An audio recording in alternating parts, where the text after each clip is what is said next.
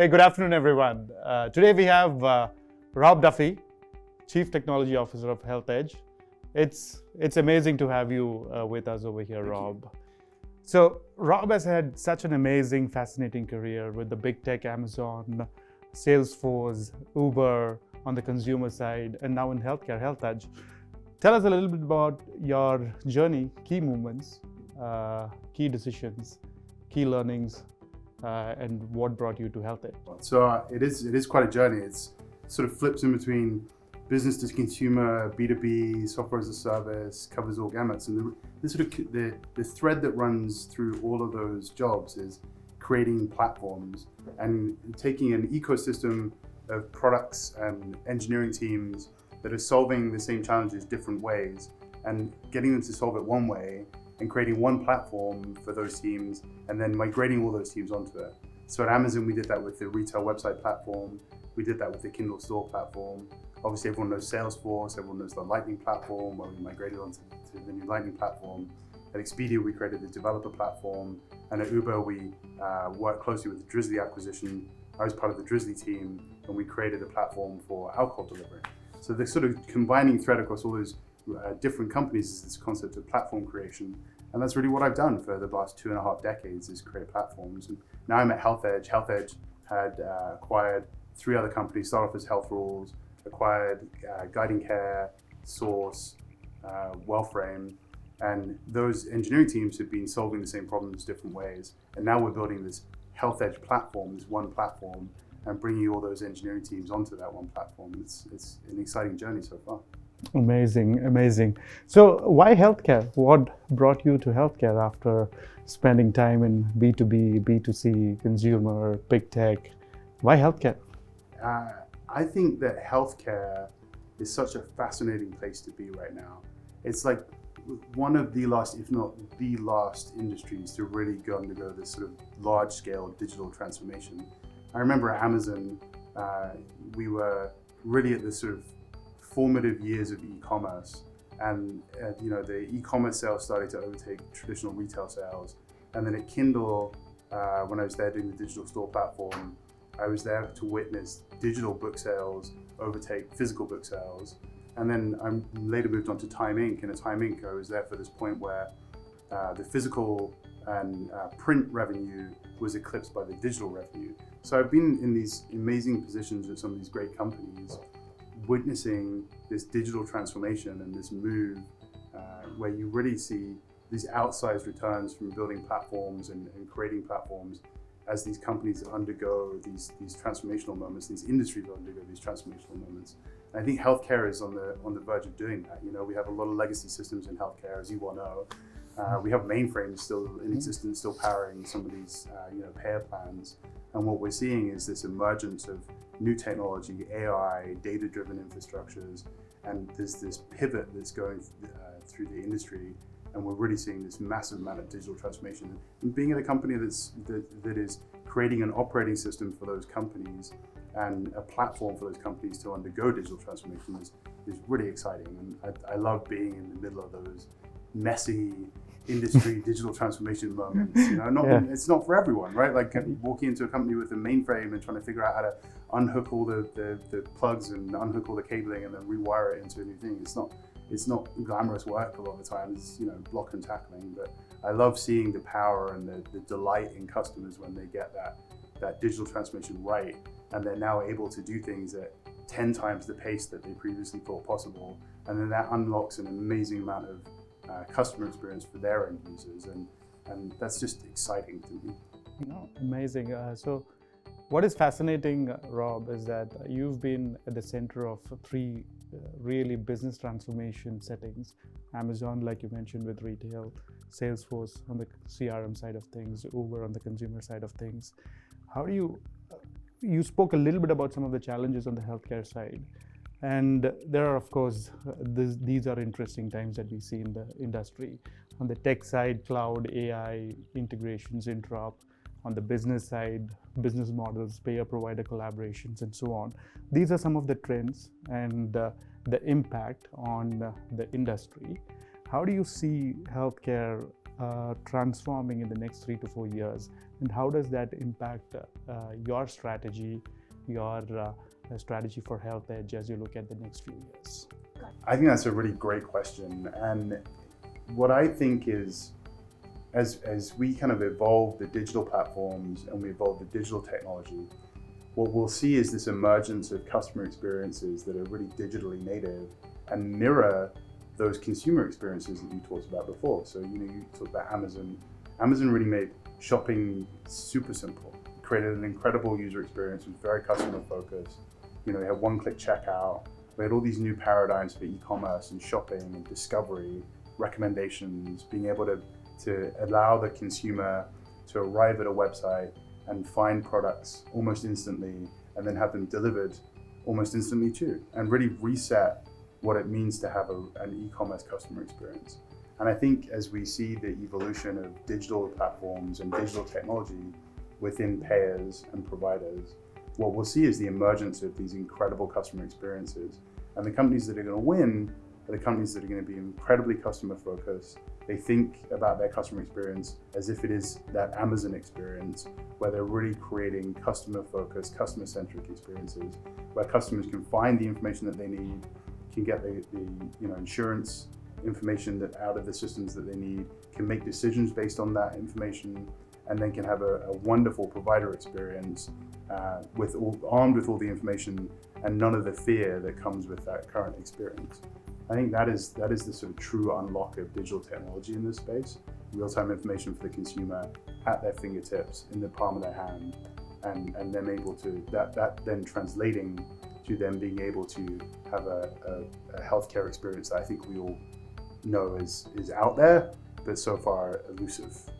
Wonderful. And how does that play into your strategy for HealthEdge?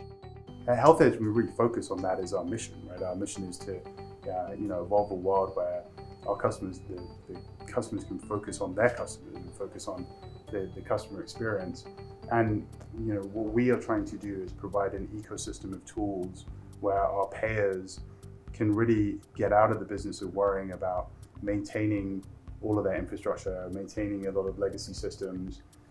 They can get access to data, they can get access to the care management platform, they can get higher adjudication rates, they can get things like the health rules language, which enables them to quickly turn changes in plans into configuration. And what that does is free up a huge amount of capacity within our payers for them to focus on their customers, their business users, and giving their business users the information they need to evolve the customer experience and evolve the plan. So I think by taking a lot of that work off of our payers, it enables them to free up a bunch of resources to help deliver the best customer experience that they can. Rob, no conversation today is complete without a reference to AI, generative AI, and the impact and what's going to happen in 3 years, 4 years. Is it the era of singularity? What have you? So tell us a little bit about what your thoughts are in terms of what's going to happen. We have a great goal at HealthEdge. We call it Project 15. We call it Project 15 because really what we want to do is create a system that enables our internal teams and also our customers to offload 15% of their work onto an AI and agentic system. And you think about that number 15, it's not a large number, but you imagine a team of 10 people getting an additional person on that team, or you imagine the 10% of work or the 15% of work that you sort of dread, right? Everyone has that book of work. What we want to do is create an AI and agentic system that first enables our internal users and our internal employees to offload that 15% of work onto an AI system, and then externalize that platform so that our customers can then offload 15% of their employees' work onto this AI and agentic system. And that might sound like a modest goal, when we're talking about the world of singularity, when we're talking about, there's going to be no more people writing software development in, I think, whoever said that, the Claude guy said it, in 12 months, no one's going to write software development anymore. I don't know. I think, we talked about this a little bit before coming here. Like, no one can predict the pace of transformation. I think what is important, though, is that you set meaningful goals and you achieve them, and then you use that as a springboard and a building block to the next one. So Project 15 really represents our commitment to deliver real world results, not just to our employees, but also to our customers, and to enable them to actually get that efficiency gain out of it.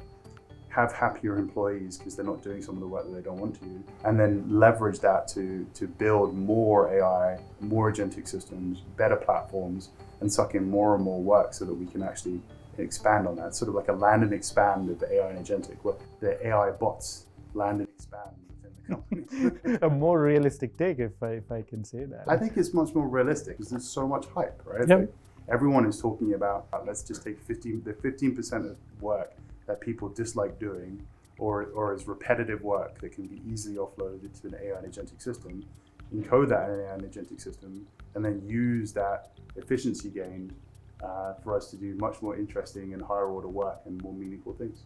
Yeah, I mean, great vision, Rob. For a moment, I thought Project 15 had something to do with Area 51, but no, I'll take that back. Maybe it does. Maybe it does. Maybe it does. So I'm going to switch things up a little bit, slightly different topic. A couple of weeks back, or maybe it was 2 months back, time dilation, I saw this post of yours on LinkedIn.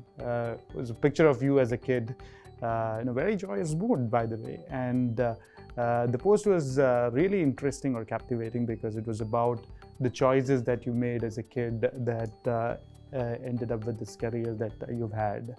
So the question that I have for you, of course, feel free to tell us a little bit about the choices that you did make to end up with the career.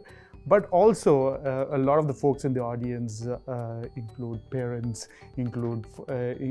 has the ability to shape the choices that kids who are about to get into the teen years and colleges that they would have to make. So how do they think about what is happening in the world? I think what a great topic.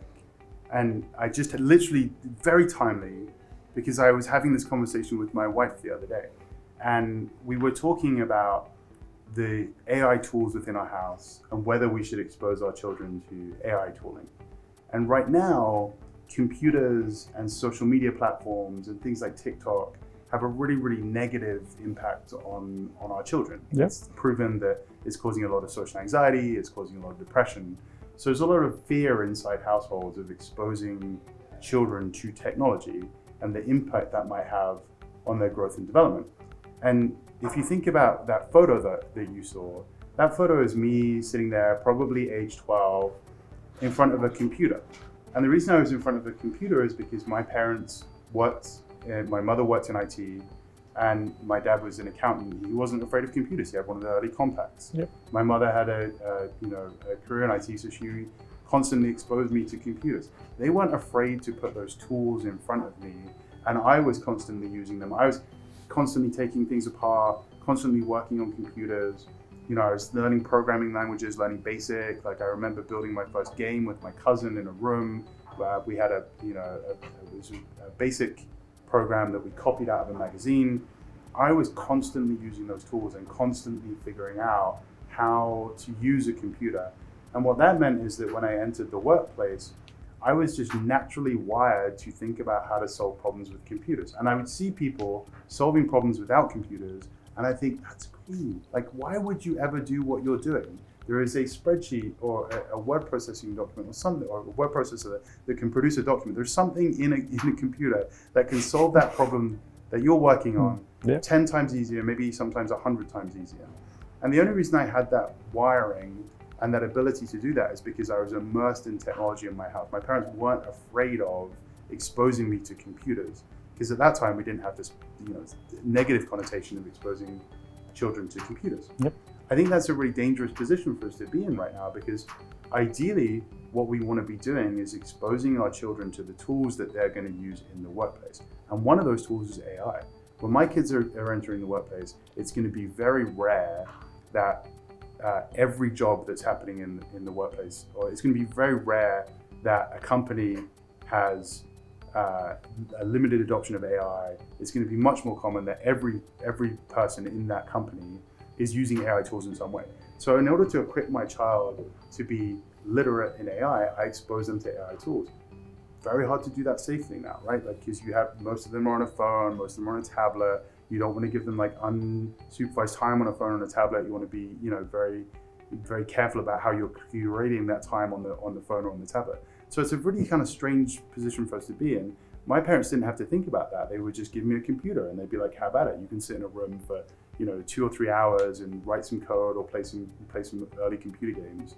And I think now we have to really think about this consciously as parents. How are we exposing our children to the right usage of computers and the right usage of AI while doing it in a safe way? Yep. And it's interesting because that's exactly the same conversation that we're having as executives when we think about healthcare and data and how we're exposing our employees to AI tools and enabling them to use AI tools, but do it in a way that doesn't expose our data or doesn't expose our customers' data and allows our security teams and our compliance teams to be happy. We are the security teams and the compliance teams of the house. The children are the employees, and the phones and the tablets are the systems that they're trying to use. So I think we have to solve that problem, and I would encourage parents to make sure that they are exposing their children to AI tools, but doing it in a safe and sustainable way.